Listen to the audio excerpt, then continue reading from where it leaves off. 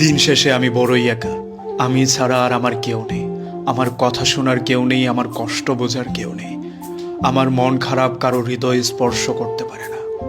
আমার চুপ থাকা কাউকেই ভাবায় না।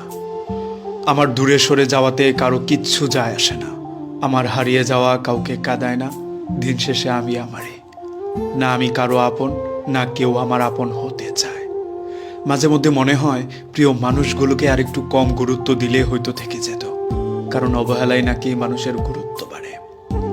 আজকে যার কাছে নিজের মনের কথা বলতে না পারায় অস্থির লাগে, একদিন সব দারুণ দুঃসংবাদেও তার কথা আর মনে পড়বে না। এমনকি দুঃখে কাতরালেও তার চৌকাট মারাতে আর ইচ্ছা করবে না। কোনো প্রিয় জিনিসই বেশি দিন প্রিয় থাকে না, তার জায়গা দখল করে নেই নতুন কিছু।